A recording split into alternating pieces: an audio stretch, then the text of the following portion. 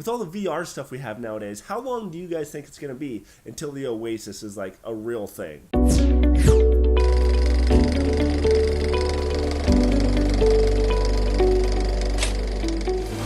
Are you willing to fight?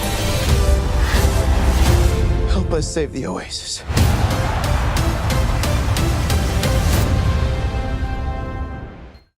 Hey everybody, welcome to KM Reviews. I am Niddleman. I am super excited to bring you a spoiler-free review of Ready Player One.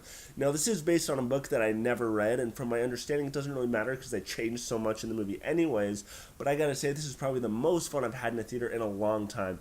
I highly recommend seeing this thing IMAX. If you like 3D, I highly suggest the 3D. The VR world in this movie is amazing to watch. The pacing in this movie is non-stop. It's just a thrill ride the entire thing, which is exactly what I wanted going into it. I didn't want some drama Oscar-winning thing like The Post that Steven Spielberg has been doing lately, or Lincoln or something. I wanted some nostalgia fest, just like I saw in the trailers, and that is exactly what this movie delivers. Again, I cannot compare it to the book at all. From my understanding of the people that read the book, is they're a little upset at some of the things that are changed, but that's why I don't read it. It ruins movies. So for the few of you that don't know what this movie is about, basically it takes place like 20, 30-ish years in the future, where virtual reality is like the escape to place that everyone pretty much lives their entire lives, because the real world is just overcrowded, it's dirty, it sucks, so people like to mentally escape to this place and have fun. Now the guy that started this place, the founder, James Holiday or something like that, he basically died, and he basically said, hey, I left these 3 keys. If you can get them, you can get this Easter egg, and you will own like everything and be like a trillionaire. Who doesn't want that? So everyone in the frickin' planet's searching for this thing pretty much. You got these corporations, you have people on their own, you have people clanning together, whatever. And this whole movie is basically about them trying to find all the hidden stuff. Now, is this movie nostalgia overload? Well, for me, the answer is no. I don't even know if I got enough. There's every frame of this movie, there's some sort of 80s type of thing in here. So if you're a person who loves 80s movies, 80s games, that sort of stuff, you're going to freaking have a blast with this movie.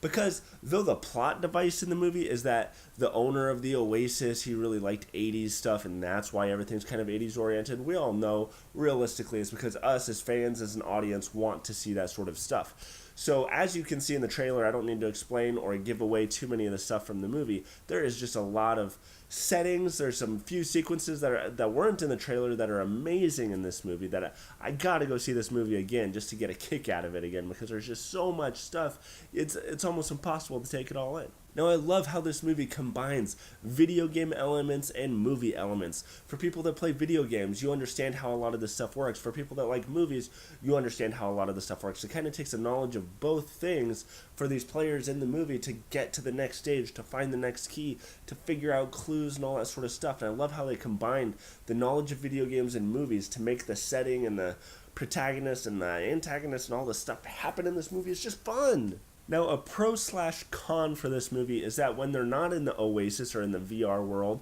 the normal world kind of is bland to me, you know. It's just kind of blah. Like, every time they're out, I just want to get back into the VR world. But at the same time, I think that's kind of the point. That's why they're showing why all these people want to escape to the Oasis, why they want to go there, because the real world sucks. So luckily, they don't linger on there too much. Now, I know this might be divisive for some people. Some people think that there may not be enough of the real world, and so you can't really connect the characters and blah, blah, blah. But again, for me personally, I don't need that shit with this movie. I just wanted to see action. I wanted to see racing. I wanted to see fighting. I wanted to see Halo stuff. I wanted to see, like, movie stuff. I wanted to see all sorts of stuff, and I saw all the stuff. Now, I'm really curious for you guys to let me know in the comments, what was your favorite nostalgic moment from this movie, whether it was a character, a weapon, a sequence, whatever it is, without spoiling too much, at least not right away. Let me know in those comments below. Now, I'm going to have to give Ready Player One friends with benefits, because this movie is just fun, and I got to go see this thing again. Now, all of you remember, you can follow me on the Stardust app. You can follow me on Twitter, Instagram, Facebook, pretty much everything at KM Reviews.